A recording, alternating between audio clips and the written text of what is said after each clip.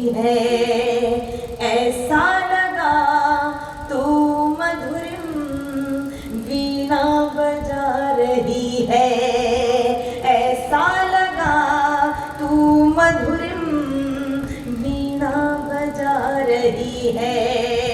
आ जाओ मंच पर भी, आसन यहीं लगा लो, आ जाओ मंच पर भी, आसन यहीं लगा लो।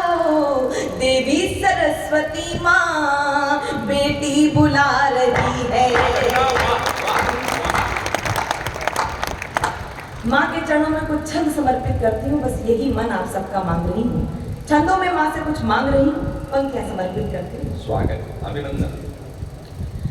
श्वेत कमलासिनी सुशोभिता मराल पृष्ठ, दीप्त शुभ्र विश्व की सुलोचना प्रसार दे। तत्व ब्रह्म वेद की श्रुति पुराण रूपिणी माँ, लेखनी मयूर पंख छाट अंधकार दे। लक्ष्मी बाई जैसा स्वाभिमान नारियों में भर, हो सके मनुष्य के चरित्र को संवार दे। सप्त स्वर्गदात्री हे विधात्री पूर्ण ज्ञान लोक, शोक में रहे नाज कविता संवार दे। कविता संवार दे, झंकार उतार दे, सितार को संभार अंब, यति लय गति कर दे, अमर शार दे। तान सेन बैजू बावरा उतार दे, धरा पे शब्द राशि स्वर कर दे, प्रखर शार दे। तेरे दरबार लेके सपने हजार आई, यदि हो सके तो कामेक कर शार दे। कविता कला का यशगान नित्य होता रहे, कवियों में ब्रह्म का विवेक भर शार दे। कवियों में ब्रह्म का विवेक भर शार दे, कि कविता के शब्द शब्द में बढ़ा दे देश प्रेम, रस व्यंजना प्रवाह शिल्प में बढ़ा दे। उर में जगा दे प्यार, या कि कर दे संहार, किसी तौर धरती पे राम राज्य ला दे माँ। हंस छोड़ थोड़ी देर दुर्गा का रूप धार, खड्ग की प्रहार का भी रूप दर्शा दे माँ। राष्ट्र को जो मानते हैं, राष्ट्र को जो मानते हैं, सिर्फ एक धर्मशाला ऐसे पापियों के शीश धड़ से उड़ा दे।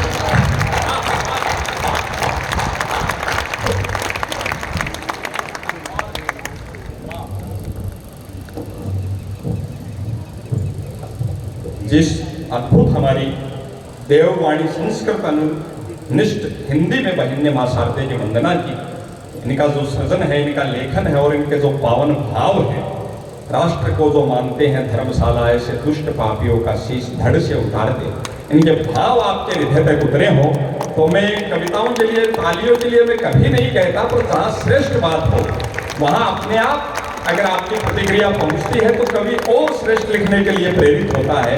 एक बार आकाश भर तालियों से अपने मन के भाव वहीं तक आप पहुंचाइएगा। और अद्भुत ये सारा कार्यक्रम, बहुत सारे लोग भगवा वस्त्र में हैं। मनीष जी भाई साहब पीड़ो पेर में जो है सीए साहब वो समझ को नहीं पा रहे, वो अध्यात्म है या वो जो कोरोना काल में देश की आर्थिक व्यवस्था गड़बड़ाई भी से पीड़ा आधा गावा ले लिया और आगे पूरा कैरी है। तो बड़ो विचित्र काम में धन वो लॉकडाउन बहुत कुछ सिखायो जीवन में विनीत जी भाई साहब, वो अतो सिखायो। एक तो मेरा पहली बात आ समझ पाई, मैं लगातार 2-3 दिन से ज्यादा पिछला 10-12 साल में करा रहे हो बोलियो भाई कविता यात्रा पर्याय है। पहली बात 3 मना रही हो था, मेरे एक चीज समझ में आई, थारे भी आई हो तो बताइए। मेरे पहली बात को असमझ में आई कि कभी भी खाली बैठी पत्नी के पास ये सोचकर जाकर मत बैठो कि ये खाली बैठी है, मैं 2 बात कर लूंगा तो इसका मन बहल जाएगा। कभी भी खाली बैठी पत्नी के पास ये सोचकर मत जाकर बैठो कि वो खाली बैठी है, हो सकता हो बनी बैठी हो। ताड़िया बताई है कि बात बीती तो एक सारी है।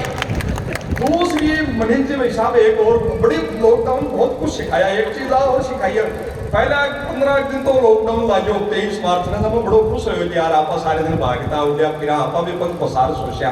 मारवाड़ी समझ रहे हो ना आप सब? हाँ समझो थे भी कुछ इंग्लैंड से आया हाँ नहीं तो मैं तो लॉकडाउन में थोड़ी थोड़ी फ्रेंच भी सीख ली हूँ। हाँ, तो मैं बताऊँ वो पहले 15 दिन लागो तो मैं बड़ो राज्य हो गया जीवन में कहती भाग दौड़ आराम कृष्णा ओसु 15 दिन बड़ो जना आ गया नव संवत्सर रा का कार्यक्रम आ गया साई लेडी था मैं कदे पाड़िया साई पाछने मांग ले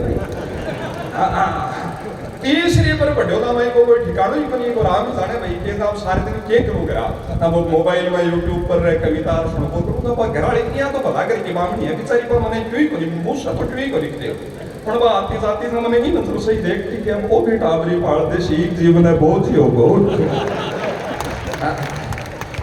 एक दिन तो बोली बोली हे भगवान बीमारी कब जासी मैं कई देर बैठ चिंतन करियो कि कोरोना ने खयो है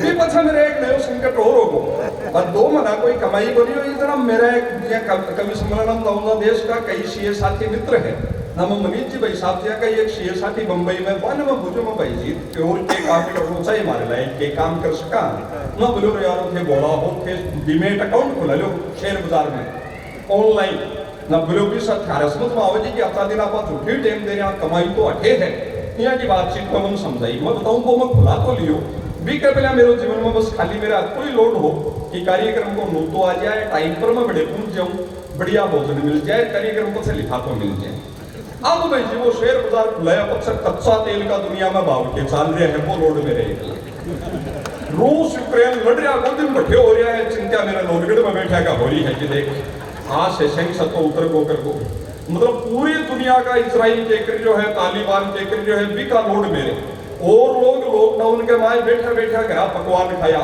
मैं मोबाइल के माए कोरोना वर्ल्ड मीटर में देख तो यो बड़सी गड़सी के रसी शेयर बाजार के आसी बड़ो संकट तो मेरा और यो पहले मैं कार्यक्रम में जाता तो रात में घराड़ी से बतला तो भी की मीठी आवाज सुनतो पहले घराड़ी की आवाज सुनतो अब तो रात में मोबाइल पर सीएनबीसी आवाज सुनो काल के रसी तो ऐसा संकट आदमी खुद आपका हाथ ले वह सारा संकट का दौर है और अब हंसी आनंद का पासा पावन पल आप जी रहे हैं 4 पंक्तियों के साथ इस आनंद की यात्रा को शुरू करते हैं और पहले कवि को आपके बीच बुलाता हूं जो ऊर्जा का संवाहक बनेगा इस कार्यक्रम में आप सबके लिए चीज बहन तो लखनऊ से आई है इसलिए आप बताओ कि दुष्ट पापियों के शीश धड़ से उतार दे वातावरण ही लखनऊ में तो अब तो अद्भुत है मारे में माओ सोचो लखनऊ ही रहे अब्बा का लड़का की बार 2-3 महीना पहले सगाई हुई है जरा दिन में आजकल सगाई हो जाएगा बता था रहे आपस में वो बता रही हो मैंने भाई जी मैंने पहले अभी से बता रही हूँ आदमी मेरे निकल गई कि भाई घर का तो सब खाटू श्याम जी का एडा है ना बोलो भाभी फ्लो फ्लो में कहती तो आशी में भाभी कहती बोली तो मैं आ जाऊं मैं बोलो ना आएगा तो योगी ही तो लोगा के भाव थे बस सारा आपा पावन को जी रहा 4 पंक्तियों के साथ बहुत आनंद के साथ भाई मुन्ना बेटरी जी जो इस कार्यक्रम को एक अद्भुत ऊर्जा देंगे हंसी आनंद हमारे मन तक पहुंचाएंगे सुकरात एक बड़े दार्शनिक हुए उन्होंने हंसी के बारे में बड़ी शानदार जानदार मजेदार बात कही वो बात आपको भाई जानी बैरागी जी बताएंगे उन्होंने उनका खूब अध्ययन किया है हाँ क्योंकि सुकरात को सर्वाधिक अगर कवियों में पढ़ा है तो वो जानी बैरागी जी और हंसी के बारे में तो आनंद के पल हम लगातार जिए मतलब मेरा मन है कि कभी भी उस मूड में आ जाए मैं इनके मन की बातें जानता हूँ इतने वर्षों की यात्रा में तो उनका भी वो आनंद बनाना और इस आनंद के पलों को हम लगातार जिए भरपूर या हास मेरा हास बढ़े ये कार्यक्रम का रस बहुत बदलेगा मैं अपना 1 मिनट भूमिका में बता दूं इसका फ्लेवर चेंज होगा जब बहन कविता जी विनीत जी भाई साहब पढ़ेगा तो थारे मन से रोम रोम से वंदे मातरम भारत माता की जय के नारे यहाँ गुंजायमान होंगे आपका मन करेगा लगातार यही सुनाते रहेंगे मुन्ना बेटरी जानी मेरा जी भाई जब ये आएंगे तो ठहाके तालियां आप सुध बोल जाएंगे एडीएम साहब मेरे को याद आवा कि 20 वर्ष पहले बैठे जयपुर अल्बर्ट में कार्यक्रम हो रहे सामने कलेक्टर साहब सहपत्निक बैठा और वो हंसावा रो कभी अत्तो हंसायो आदमी बुलगो किसा बैठे भाभी जी ने बड़ी खुशी हुई कलेक्टर साहब की मिसेज ने बाबा कलेक्टर साहब के पीठ पर थप्पो देर बोले भाई साहब मजा आ गया आपको बोला थैंक यू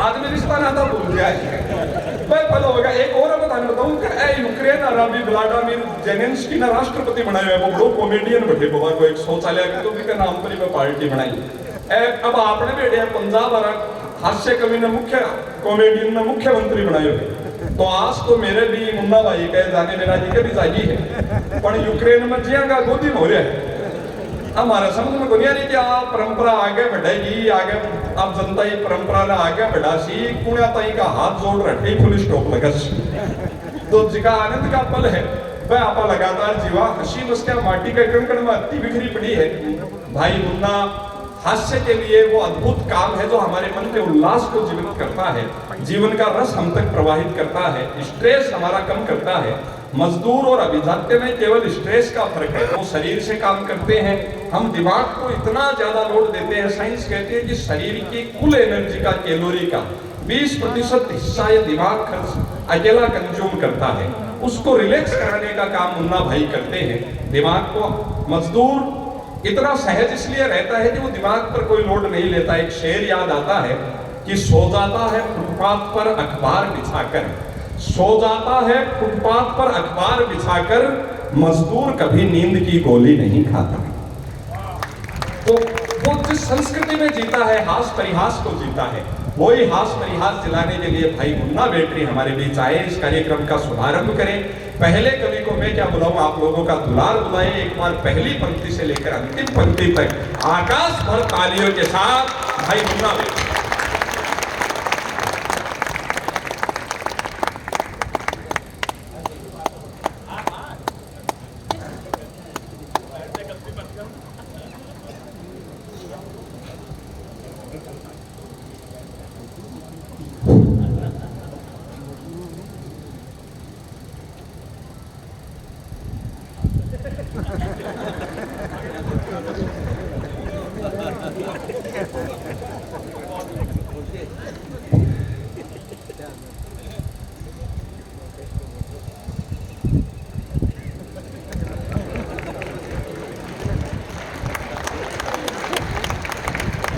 खामोश रहकर यूं खामोशी के तीर ना चलाओ है स्ट्रॉन्ग आपकी इम्यूनिटी तो जरा मुझे भी बताओ मैं धीरे धीरे शुरू होऊंगा मुझे केवल 10 मिनट दीजिए 15 मिनट सुनाऊंगा 20 मिनट में बैठ जाऊंगा ये बात मैं हर आधे घंटे में बताता रहूंगा जब तक कि मेरा 1 घंटा पूरा नहीं हो जाता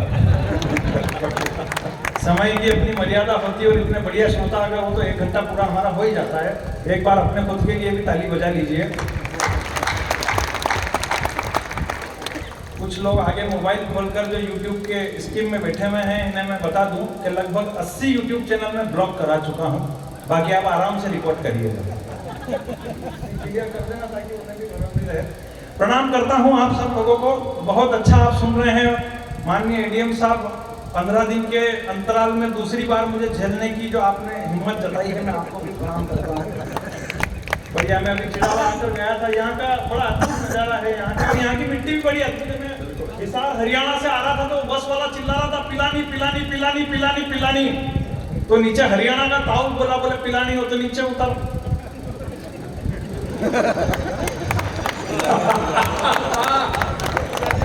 ये बात कल भी समझ आ सकती है आपको आनंद तो यहाँ बिखरा पड़ा है हकीकत कह रहा हूँ आप जितना बढ़िया सुन रहे हैं आनंद की वर्षा हो रही है हकीकत कह रहा हूँ एक तो क्या है कोविड के बाद हम इतने टाइम बाद मंचों को रोक रहे हैं हमारी खुद की कंडीशन ऐसी जैसे जेल से जमानत में छूट कर आए हैं वो सजा भी उस जुर्म की काटी जो हमने करी नहीं है मतलब वो चमगादड़ का सूप चाइना वाले पी गए और उनका पेमेंट इन कवियों ने भरा 18 महीने तक घर में रहकर लेकिन आप बड़े लोग यहाँ बैठे हैं तालियां अगली बात पर आपकी उठेगी कि जिस देश में पोलियो का वैक्सीनेशन आज भी घिसट घिसट के चल रहा है उसी देश में कोविड का वैक्सीनेशन 150 करोड़ के पार हो चुका है आपकी लगे लगे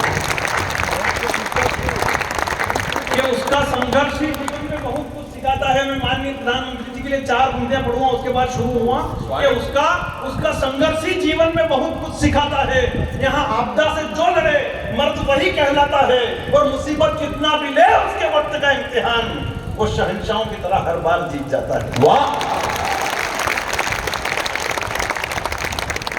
एक तो क्या कोविड के बाद कई तरीके की स्थिति हुई लेकिन कल से नववर्ष की शुरुआत हो रही है भगवान श्री राम के चरण जहां पढ़ते हैं हमेशा वहां सुख ही सुख होता है कि तीनों ही लोक में रघुकुल का ऊंचा नाम कर दिया जिस उद्देश्य से चरण पड़े भगवान श्री राम के इस धरती पर 4 पंक्तियों से शुरू होता हूं उसके बाद हास्य की भी बात करेंगे कि तीनों ही लोक में रघुकुल का ऊंचा नाम कर दिया, लिया अवतार जिस देश है वो पूरा काम कर दिया। भगवान श्री राम के चरण भी अपने आप में अद्भुत है। कौशल्या के आंगन में रखा, प्रजा भक्त हो गई। मिथिला के स्वयंवर में रखा, सीता अहिल्या की शिला पर रखा, श्राप मुक्त हो गई। मिथिला के स्वयंवर में रखा, सीता राम में लीन हो गई। दंडकारण्य वन में रखा, धरती असुरों से विहीन हो गई। निषाद राज की कुटिया में रखा, मित्रता अपार हो गई। केवट की नैया पर रखा, भवसागर के पार हो गई। सबरी की कुटिया में पहुंचे, असुरों की धारा उमड़ गई। हनुमान की हथेली पर रखा, भक्त की कीर्ति पूरी दुनिया में बढ़ गई। सागर के तट पर रखा, रामेश्वरम की नींव गड़ गई। लंका की धरा पर रखा, लंकेश की नींद उड़ गई। और आखिरी लाइन पर आपकी तालियां देखना चाहता हूं कि जो रखा कदम लॉकडाउन में दूरदर्शन पर, तो उस गरीब की टीआरपी बढ़ गई। तीनों ही लोग में रघुकुल का ऊंचा नाम कर दिया। वो जब रामायण आ रही थी लॉकडाउन के दौरान, तो हमारे पास में बुआ जी बोले भला हो इस कोरोना का जो राम जी के दर्शन करा दिए। मैंने कहा बुआ जी ये तो अच्छा रहा कि आपको कोरोना हुआ नहीं, वरना यमराज के भी हो सकते थे। जीवन के तीनों ही लोक में रघुकुल का ऊंचा नाम कर दिया, लिया अवतार जिस देश है वो पूरा काम कर दिया था। वो लॉकडाउन में कई तरीके की स्थितियां बनी, ताकि हम खुद की स्थितियां बड़ी खराब थी। सही कह रहा हूं कि दिल की हसरतों को दिल में दबाना तक सीख गए। हम यहाँ से खड़े खड़े कबूल कर रहे हैं, आप कबूल नहीं करते। हुआ आपके साथ भी वही है जो हमारे साथ हुआ है। 4 पंक्तियां पढ़ता हूँ, माता बहनों की बड़ी तालियां देखना चाहता हूँ। आपने वो ज्यादा बिताई है कि दिल की हसरतों को दिल में दबाना तक सीख गए। सुबह सुबह लड़ते हैं और शाम को मनाना तक सीख गए। और लॉकडाउन का असर कुछ यूं पड़ा जिंदगी पर कि पोछा लगाने से लेकर पराठे बनाना तक सीख गए। स्थितियां खराब हो गई, क्या करें? सबके साथ ऐसी, हमारी तो पहले स्थितियां ऐसी हुआ करती थी। दादा यहाँ बैठे, बड़े भाई साहब मेरे धोनी भैया यहाँ बैठे हैं। हमारी स्थितियां पहले ऐसी हुआ करती थी कि हम कवि सम्मेलन करके घर पहुंचते थे तो हमारा स्वागत राजा महाराजाओं की तरह हुआ करता था, क्योंकि पेमेंट में जेब भी भरी हुई होती थी। लेकिन वो लॉकडाउन के दौरान हमसे घर के जाले तक साफ करवा दिए गए। सही करो, मैंने एक दिन पत्नी से पूछ लिया, मैंने ये परिवर्तन आया कैसे? बोले मोदी जी के कारण। मैंने कहा मोदी जी के कारण? बोले उन्होंने ही कहा है आपदा को अवसर में बदलो। आप आपदा में फंसे हुए हो और मैं उसको अवसर में बदल रही हूँ। ये आनंद है जीवन के कि तीनों ही लोक में रघुकुल का ऊंचा नाम कर दिया। बस आपकी बड़ी तालियां देखना चाहता हूँ कि तीनों ही लोक में रघुकुल का ऊंचा नाम कर दिया, लिया अवतार जिस देश से वो पूरा काम कर दिया। और अभिमानी रावण का वध कर कौशल्या नंदन ने लंका के कंकर को श्री राम कर दिया। वाह, आनंद जीवन में। राजस्थान में होता है कि ये राजस्थान की धरती में तो जब भी यहाँ आता हूँ मैं खुद अपने आप में ऊर्जा से भर जाता हूँ। हकीकत कह रहा हूँ, हिंदुस्तान में कई इतनी फिल्में आ रही है हकीकत, लेकिन हिंदुस्तान का जो असली हीरो है वो केवल एक राजस्थान का। मैं 4 पंक्तियां पढ़ता हूँ, उसके बाद फिर मैं अपने आवली पे आऊंगा कि 4 पंक्तियां पढ़ता हूँ कि तपता सूर्य जिसके ललाट पर चमकता था। हीरो भले ही कितने ही हुए होंगे, लेकिन हिंदुस्तान का जो असली हीरो है, मैं राजस्थान की धरा पर खड़ा हूँ। आपकी बड़ी तालियां देखना चाहता हूँ कि तपता सूर्य जिसके ललाट पर चमकता था, सूर्य का लावा जिसकी भुजाओं में उबलता था। खौफ का दृश्य कुछ ऐसा था उस बलशाली का कि रण में भरते हुंकार पूरा रणक्षेत्र दहलता था। अरे महान काल के रूप में जिसकी फैली इतनी ख्याति थी, तलवारें जिसे छू न सकी वो राणा प्रताप की छाती थी।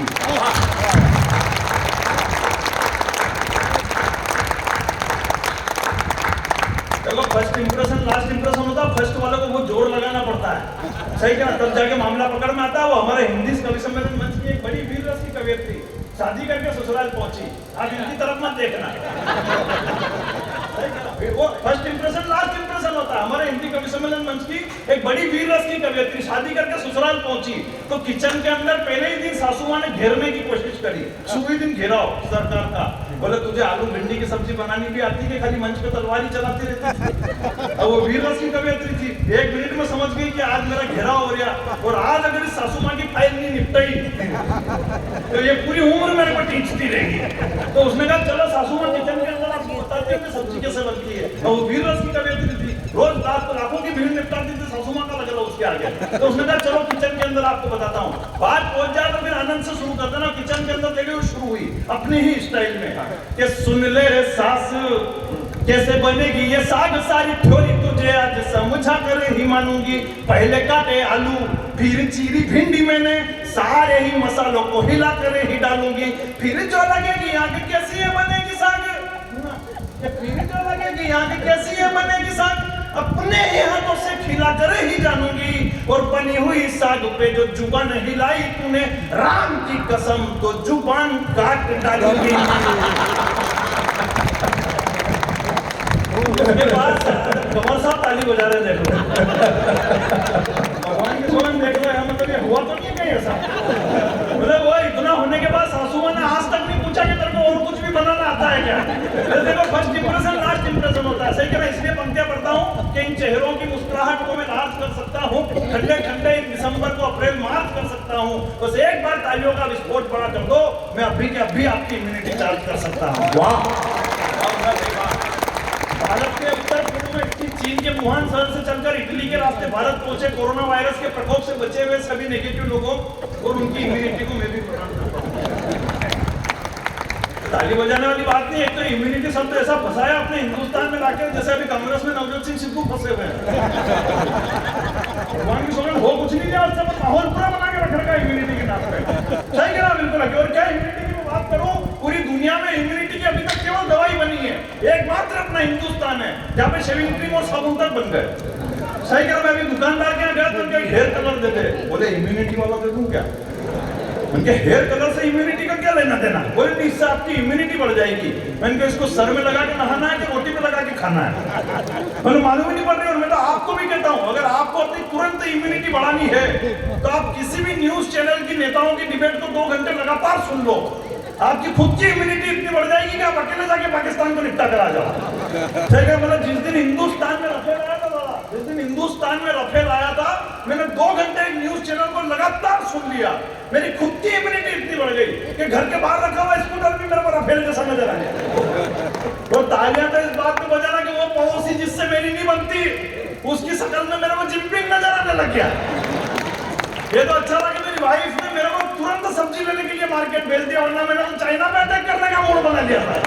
मतलब कभी कभी ऐसा हो गया था, कभी कभी इम्यूनिटी के चक्कर में। हालांकि ये चाइना पाकिस्तान इनके मुद्दे में तो सरकार से भी निवेदन करता हूँ कि चाइना पाकिस्तान के मुद्दे देश की सेना के साथ साथ एक बार अब उत्तर प्रदेश की पुलिस को भी देख लेनी चाहिए, हो सकता है कभी मामले निपट जाए। तालियां अगली बात पे बजाना कि जिन फैसलों को लेने में सरकार और कोर्ट देरी करती है, उन फैसलों को कभी कभी पुलिस वाले 2 घंटे में ही निपटा मारते हैं। सही कह रहा हूं। मैं 4 पंक्तियां अपनी जो वायरल है वो 4 पंक्तियां पढ़ने की हिम्मत करता हूं, तालियां आपकी बड़ी देखना चाहता हूं।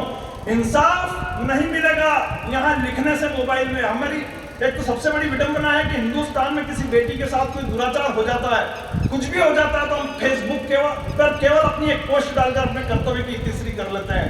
लेकिन इस हिंदुस्तान में अब होना क्या चाहिए, मैं 4 अपनी पंक्तियां पढ़ता हूं और आपका आशीर्वाद मांगता हूं। जितने लोग यहाँ बैठे हैं आपका आशीर्वाद मांगता हूं। 4 पंक्तियां पढ़ता हूं।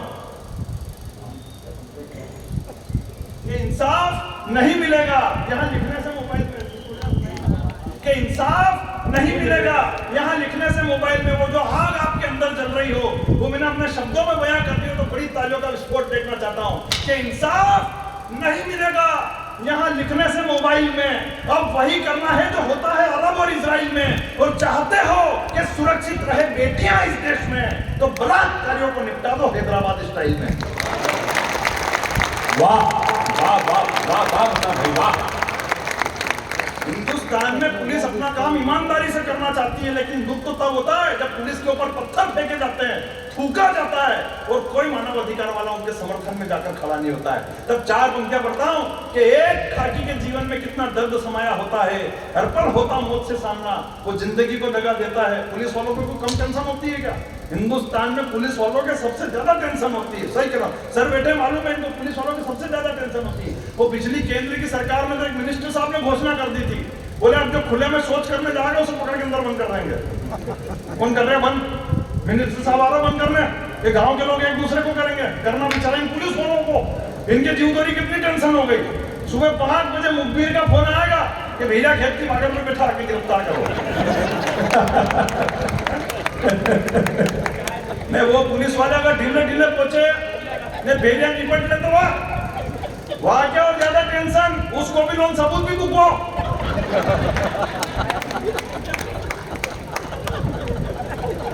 वो अगर थाने पे जाए पर लड़ जाए, तालियां बहुत बढ़िया बजती है यहाँ पे।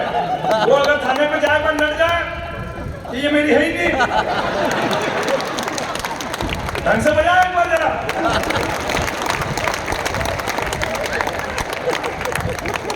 समस्या कितनी है पुलिस वालों के यार, हिंदुस्तान में सबसे ज्यादा समस्या है पुलिस वालों के। मेरे शहर में तो हरीश भैया इधर देखो, मेरे शहर में तो पुलिस वालों के बहुत तगड़ी व्यवस्था कर रखी है। बस स्टैंड पे कैमरा लगा दिया, गांधी चौराहे पे कैमरा लगवा दिया, रेलवे स्टेशन पे कैमरा लगवा दिया, तो पुलिस वालों को और ज्यादा टेंशन हो गई। वो एक बेवड़े में फोन लगा दिया थाने पे, बोला सर वो बस स्टैंड का कैमरा चालू है क्या?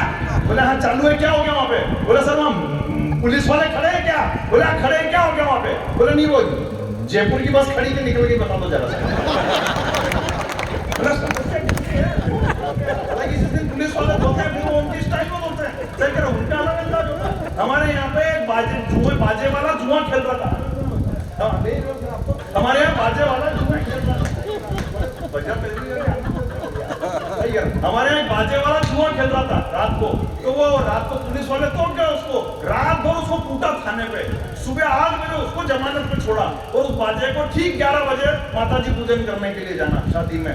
आनंद देखना, आगे बाजे चल रहे, पीछे औरतें चल रही और उस बाजे पे गाना चल रहा है, मस्ती करना, सीन देखना आप बिल्कुल क्या परिवर्तन क्या आता है। देखो धमक कितनी तगड़ी होती है पुलिस वालों की। रात भर कूटा, 8 बजे जमानत पे छोड़ा और 11 बजे उसको माताजी पूजन करने के लिए जाना। आगे बाजे चल रहा है, पीछे औरतें चल रही और बाजे पे गाना चल रहा है।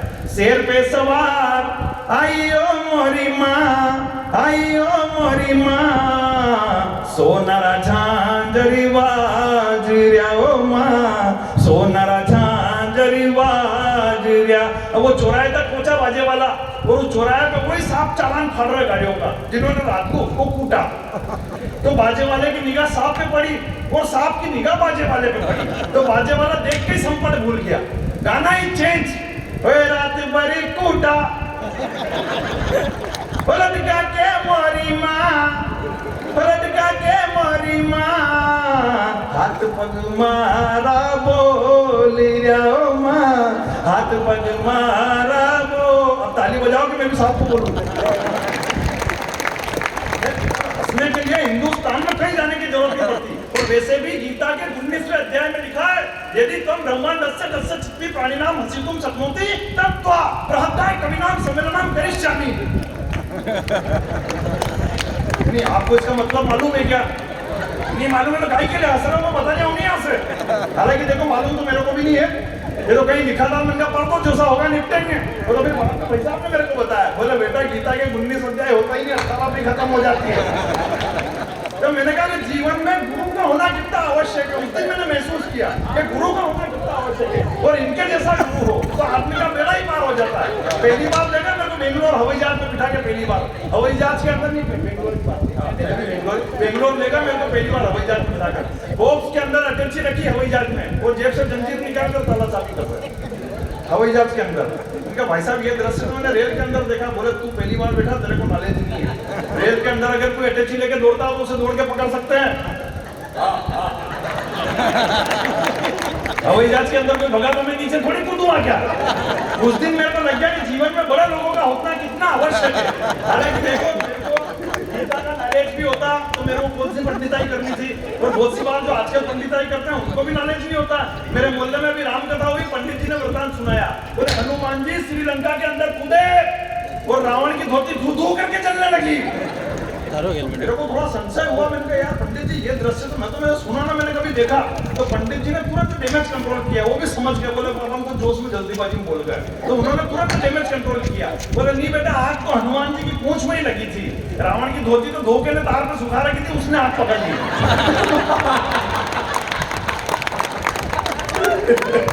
हम हिंदुस्तानी लोग डैमेज और हम कभी क्या है, हम सब डैमेज कोविड के बाद सब डैमेज कंट्रोल ही कर रहा है। अभी मामला आया थोड़ी है हम कभी, और यहाँ तो खैर कांग्रेस की गवर्नमेंट, हमारे मध्य प्रदेश में भी कांग्रेस की गवर्नमेंट हो गई, थोड़ा उधर भाजपा वालों ने मेहनत कर ली तो वापस बीजेपी की हो गई।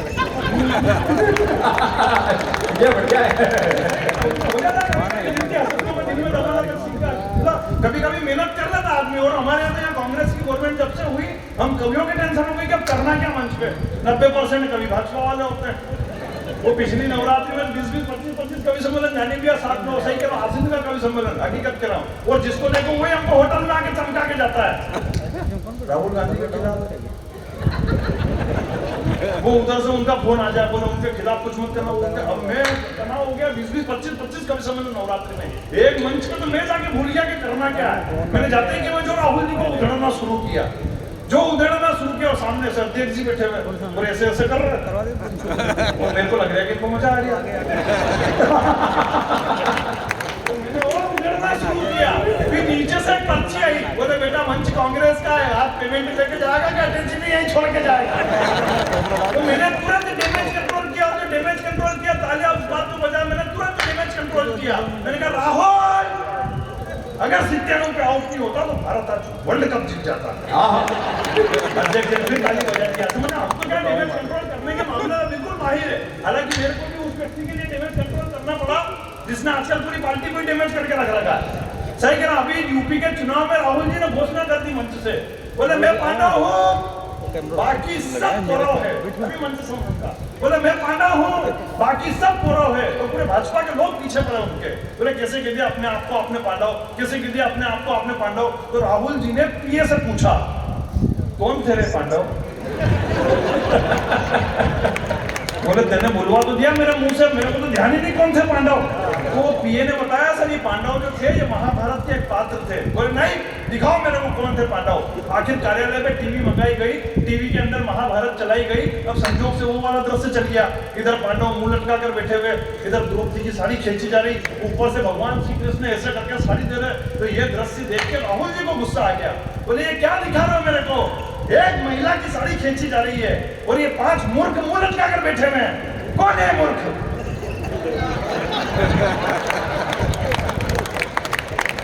वो पीए ने बताया सर यही पांडव है। तो मुझे तो ना वो बोले वहां तो फिर उधर के आदमी का नाम लेने के लिए बोलते हैं। बोले सर वो कौरव है उनका आदमी तो खींच लिया है। तो तालियां बड़ी वाली अगली बात पे बजाते ना, वो बोले वहां तो वो ऊपर से जो साड़ी दे रहे हैं उनका नाम लेने के लिए बोल देते। बोले सर वो पूरी दुनिया के सम्राट है, आपके एक के फोटो पड़ रहा है उनके 16,001 सोने आते।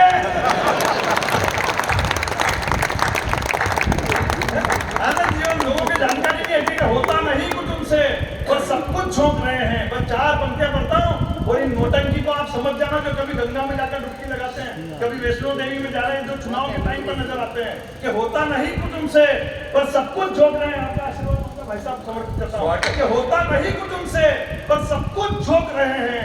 लांघी मर्यादा शब्दों की वो इतना भोग रहे हैं, और मिलती नहीं सत्ता तो पेतरा ही बदल लिया, मिलती नहीं सत्ता तो पेतरा ही बदल लिया। कल मजार भोग रहे थे आज मंदिर भोग रहे हैं। वाह, कल मजार भोग रहे थे आज मंदिर भोग रहे हैं। लेकिन अपने क्या लेना, हमें तो हाथ से कभी अपन तो बैलेंस करके चलते हैं। अपने डैमेज कंट्रोल करने वाला आदमी हमारे क्या लेना। मेरे को तो अभी भाजपा कार्यालय से फोन आया था हमारे यहाँ मध्य प्रदेश में, बोले वो योजना आई है काम के बदले अनाज। तो वो थोड़ी सी देर आप भोपाल से मंत्री जी निकल गए, वो जब तक नहीं आए तब तक आप थोड़ी देर पब्लिक का मनोरंजन कर देना, फिर जो होगा आपका देख लेंगे। योजना थी काम के बदले अनाज, मंत्री भोपाल से आ रहे, हमको पब्लिक को रोकने के लिए खड़ा कर दिया। मैंने भी हरीश भाई साहब को फोन लगा दिया, उनके आप भी आ जाना, थोड़ी देर आप भी मेहनत कर लेना। आधे घंटे मैंने पसीना बहाया, आधे घंटे भाई साहब ने पसीना बहाया। बाद में मंत्री जी आए, योजना समझे काम के बदले अनाज, और चले गए। बाद में पार्टी कार्यालय वाले भी सब चले गए। मैंने पार्टी कार्यालय को बोला, मैंने कहा हमारा भी हिसाब कर दो। तो 1.5 किलो गेहूं मेरे को और आधा किलो चावल इनको। तो मैंने कहा सर ये क्या है, बोले बेटा योजना यही तो थी काम के बदले अनाज। तो जीवन में बैलेंस करके चलो। अपने क्या हमारे क्या, हम तो आनंद देने वाले लोग हैं। बदरंग हुई जिंदगी में हंसी के रंग भरूंगा, वापस होगा और गम सारे ही हरूंगा। और जब तक खड़ा हूं माइक पर ये जान लेना, मैं कोरोना वायरस की बात यहाँ बिल्कुल नहीं करूंगा। इसमें हंसने वाली कोई बात नहीं, बड़ी मुश्किल से मंच हाथ लग रहा है हमारे, उसमें भी अपन कोरोना। और मैं क्या आपको कोरोना से डरा, मैं खुद कोरोना से डरा हुआ हूँ। जब आज से 4-5-6 महीने पहले कार्यक्रम स्टार्ट हुए तो कोरोना वॉरियर्स के सम्मान के कार्यक्रम में गया था मैं देवास। वहां पे मैंने उस दिन अपने चाइना से झड़प हो गई थी, तो मैंने उस दिन 4 पंक्तियां बिल्कुल गरम चाइना पर लिख दी कि जब शेरे हिंद की सेना में कुछ महाराणा ही जाग गए, फिर हथियारों के लगा के वो हाथों से गोले दाग गए। वो टाइगर ने जब रखा कदम अपने ही अंदाज में, तो चीनी गीदड़ रणभूमि से जान बचाकर भाग गए। अरे इसको तालियां नहीं बजानी थी, तालियां तो यहाँ से भी डबल वहां पे बजी थी। पर वहां हुआ ये कि वहां भीड़ में से निकल के एक आदमी आया और उसने मेरे खून से तिलक निकाल दिया। तो मैं भी खुश हो गया, मैंने कहा तो बहुत बड़ा सम्मान हो गया मेरा।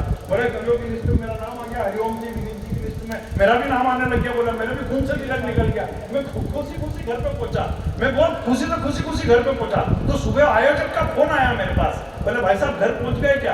मैंने कहा हाँ पहुंच गया हूँ। बोले अब घर में ही रहना। मैंने कहा क्यों? बोले जिसने आपके तिलक निकाला था नहीं वो पॉजिटिव आ गया है।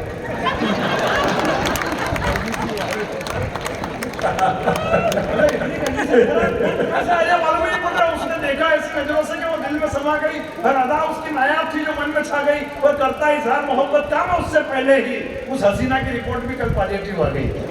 बोले कोविड में कुछ तो भी हो गया। हमारे यहाँ मार्केट है, वहाँ पे दुकानदारों ने बैनर लगा रखे 2 फीट दूर से, 2 फीट दूर से। एक दुकानदार ने 6.5 फीट का बैनर लगा रखा। मैंने कहा सब जगह 2-2 फीट लिख रखा, तेने 6.5 फीट क्यों लिख रखा? बोला मेरे को मलेरिया, चिकनगुनिया और डेंगू भी हो रहा है। अरे तालियां तो अगली बार तो बाजार बन गए, 2-2 फीट के हिसाब से 6 फीट हो गया, आधा फीट और क्यों लिख रखा? बोला अभी कोरोना की रिपोर्ट आनी बाकी है। मेरे कोविड में इतनी स्थितियां खराब हो गई, हकीकत करा, लेकिन समय की अपनी मर्यादा है, जितना नया होना था मैंने सारा कर दिया, लेकिन 3-4-5 पंक्तियां और थोड़ी सी कर देता हूँ ताकि मतलब अपने जीवन में समस्याएं कभी भी खत्म नहीं होती है हकीकत। और कभी कभी लोग समस्या खत्म करने के लिए खुद अपनी समस्या बढ़ा लेते हैं, और यही काम किया पाकिस्तान वालों ने। उन्होंने अपनी समस्या खत्म करने के लिए आतंकवादी संगठन खड़े किए। तो जब एक आतंकवादी संगठन ने इमरान खान को धमकी दे दी, तब 4 पंक्तियां पढ़ता हूँ कि सुनो पाक वजीर आजम, सुनो मियां इमरान, ये क्रिकेट नहीं है सत्ता है तू बात हमारी मान, और चाहे तूने करी हो बॉलिंग अब बैटिंग करना होगी, विकेट बचाकर रन भी लेना, ये सेटिंग करना होगी, विकेट बचाकर रन भी लेना। जिस दिन हिंदुस्तान में रफेल आया था उस दिन पाकिस्तान वालों ने भी जोश जोश में फोन लगा दिया फ्रांस को, बोले कितने का है, और उसने जैसे ही कहा 16,000 करोड़ रुपए का, इसने बात पलट दी, और सुनाओ तुम्हारे यहाँ कोरोना के कितने मरीज चल रहे हैं? तो फ्रांस वालों ने फोर्स देके पूछा, बोले कितने पैक करना है, तो इसने फिर बात पलट दी, बोले अभी वैक्सीनेशन चल रहा है कि बूस्टर डोज चालू हो गया। तो फिर जो फ्रांस वालों ने 4 पंक्तियां पाकिस्तान को कही, बस आनंद लेनो ना, पीछे तक के लोगों की तालियां देखना चाहता हूँ। जो फ्रांस वालों ने 4 पंक्तियां पाकिस्तान को कही कि ये वो फाइटर है बेटा जिससे पूरा जमाना दूसता है, बात मुद्दे की भी करो तो तुझे मजाक ही सूझता है, और भाड़े के आतंकियों को बॉर्डर पर भेजने वाले औकात तेरी तमंचे की नहीं, और भाव रफेल के पूछता है। वाह वाह वाह वाह वाह वाह मुन्ना भाई। अच्छा ये बात तो फ्रांस वालों ने कही, जो बात मुन्ना बेटी ने कही, तालियों का विस्फोट उस पर कर देना। जो बात मुन्ना बेटी ने पाकिस्तान को कही कि बोल अगर बल्ले पर आ जाए तो हम 6 जड़ देते हैं, आखिरी 4 पंक्तियों पर मजे लेकर विदा कर देना कि बोल अगर बल्ले पर आ जाए तो हम 6 जड़ देते हैं, हम अपनी पर अगर आ जाए तो इतिहास गढ़ देते हैं, और जितने का खर्चा तू परमाणु बम पे करता है पाकिस्तान, जितने का खर्चा तू परमाणु बम पे करता है पाकिस्तान, उतने का सैनिटाइजर तो हम हाथों पे ही रगड़ सकते हैं।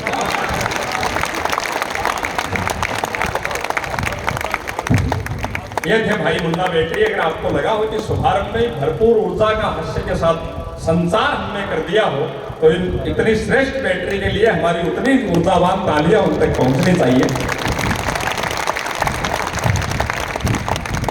मुन्ना भाई देश में कार्यक्रम की सफलता की गारंटी वाले कवि हैं। आज हमारे बीच है, आपका स्नेह दुलार हर कवि के साथ इस कवि सम्मेलन की गरिमा ऊंचाई उत्तरोत्तर शिखर की ओर होती जाएगी। इन पावन भावों के साथ मुन्ना भाई ने पुलिस के लिए बहुत कुछ कहा कि गाने वाला वो अपना गाना ही भूल गया, वो एक पक्ष है, पर मुन्ना भाई पुलिस वालों के भी संकट बेचारों के कम नहीं है, हमसे भयभीत ही रहते हैं, संकट आके भी बोलते हैं। मैं तो कॉलेज में ही समझ लो, हमारे कॉलेज में एनुअल फंक्शन होना, वह एसपी साहब आया सर्वी टाइम कार्यक्रम में, तो वो बटे मेस में सबको खानो हो आके पुलिस में प्रोटोकॉल बहुत हो, सिपाही एएसआई को कांस्टेबल को ऊपर एसआई राई जितना ही प्रोटोकॉल चाहे, मैं खानो खा रहे हो बैठे ही दोनों सागारा सिपाही बात करी, बोले आपा ने साहब का बराबर खानो भी नहीं खानो है, तो साहब ने पतो साले को तो बाके मन में जगह बढ़ेगी कि देख प्रोटोकॉल को कतो ध्यान रखे। अब वो दूसरों पूछे, बोले आपन के पतो साले को साहब के खायो, बोले आप में सारा नहीं पूछ लेगा साहब के बनवाए हो, तो अगर शाही पनीर बनवाई है तो आप मटर पनीर बनवा लेगा, आप मटर पनीर लिए तो आप सादी दाल ले लेगा। 2-1 दिन खाने में खानो खाबा आया था, मैं पूछो मैं सारा ने कि एसपी साहब ने खाने में क्या खाया है, वो मैं सारो बोले, बोले साहब बोला कि रात को हल्का खाना ही ठीक रहता है, तो साहब ने तो खिचड़ी बनवाई, पाका घोड़ा सही ढूंढा, बोले साहब ही खिचड़ी खाई है, तो हमारे भाई तो 2-1 किलो खड़का कड़ाई भेजो आका भी संकट बहुत है जीवन में, हर संकट से आनंद लेवा को काम तो मुन्ना बेटी जी करे। कार्यक्रम का बहुत रस बदलेगा, मैं आपको बताऊं, हर रस तो मारवाड़ी आदमी को तो बदले भी बहुत बेको। हमारे बकन ने ओंकार जी सेठ जी है, मन तो गया 8-7 साल हो गया, बार श्राद्ध आदाबाजी आते ही हम पड़ोसी भी ब्राह्मण भी मैं गए पड़ोसिया के तो वह चौक में दादू जी की फोटो लाग रही मोरवाड़ जी, वह दादी भी फोटो देख देख भाऊ को जिलाड़ भी कहे याद आगो 60-62 साल पहले क्या गंजोड़ो पकड़ रही मैं ले हाँ रो ला जिलाड़ है राम का बाबू चलिया गाल बंदा छोड़ेगा, राम का बाबू आप तो चलिया गाल बंदा छोड़ेगा मना आशियावे की दादी बापड़ा मरे खिरा ने भी दादा रोड में देवा नहीं छोड़े हैं रामू को बापू कुछ स्कॉर्पियो ले गए जो सने बैठा ले जाए चलो जो भैया दादी का ज्यादा दुख उमड़े होगा, दादी भी फोटो न उतारी रही श्रद्धा से सिर माथा लगाई, पुरानी लुगाया लगाती है वाली को पका के कौन लगा ए पांचा ताड़िया भाई गुजरिया जी का माल्टी ने आई भीतरी दादी फोटो ने श्रद्धा से सिर माथा लगाई, फोटो कई साला जी पंजेड़ी फोटो के पीछे न मकड़ी का दाड़ा एक काटियो उड़ दादी का सूखा गाल का लड़गो दादी ने बापड़ी का मोतिया बिंदा सु चालिया सुजो तो हाथ को नहीं बिका होगा फोटो लगा था ही कोती तो दादी का खेतो प्रेम पाउस रे और खेत हाड़ आई दादी को फ्लेवर ही बदल को दादी फोटो ने परे न बगाई बनी बात करो मरन न मर को पड़ी जे सपोड़ा कृपा जी बाहर नहीं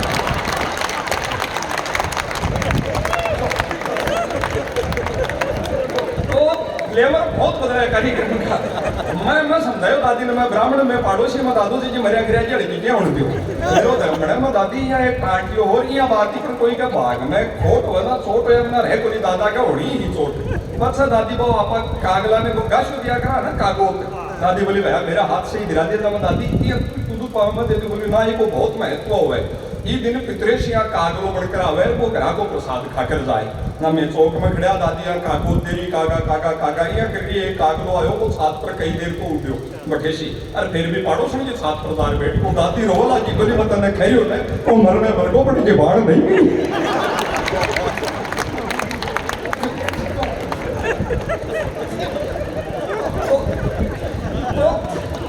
जिका आनंद का पल है वह लगातार आप जीता रहेगा। ये मुकाम पर मैं एक महत्ती जिम्मेदारी से खड़े हूँ। अमन अक्सर जी गीत को किसी जमाने में कवि सम्मेलनों की शान उसकी जान गीत ही हुआ करते थे। ये देश पद परम आदरणीय गोपाल दास नीरज जी की परंपरा का देश है। उस धरती पर और ये झुंझुनू भी अपने आप में अलौकिक धरती है। हमारे ऐसे महनीय शायर हुए जो दुनिया में सुने जाते हैं। विश्वनाथ विमलेश जी जैसे श्रेष्ठ हास्य कवि जिस माटी के लाल हुए वो झुंझुनू वो पावन धरा है। परम आदरणीय रामरिख मनहर जी इस जिले से हुए। उस जिले पर गीतों की नई परंपरा के निर्वाहक भाई अमन अक्सर जिन्होंने भगवान राम की इस ख्याति को और हृदय तक पोषित किया है। भगवान राम क्या है, रामनवमी इसी नवरात्रों में उनके जन्म दिवस आएगा। 4 पंक्तियां मुझे याद आती है। हमारे कवि साथी भाई चिराग जैन कहते हैं कि जीवन में कुछ भी बड़ा करने के लिए त्याग बहुत करना होता है। ये भगवान राम से सीखा जा सकता है। वो कहते हैं कि छोड़ दी सब कामना निष्काम बनने के लिए। चौथी पंक्ति आपके हृदय तक पहुंचे तो एक अद्भुत गीतकार अमन अक्सर जी को आपकी पुरजोर स्नेह की तालियां उन्हें बुलाएं। वो कहते हैं कि छोड़ दी सब कामना निष्काम बनने के लिए और 3 पहरों तक तपा दिन शाम बनने के लिए। घर नगर परिवार ममता और दुलार, घर नगर परिवार अपनापन और दुलार, राम ने खोया बहुत श्री राम बनने के लिए। जोरदार तालियों के साथ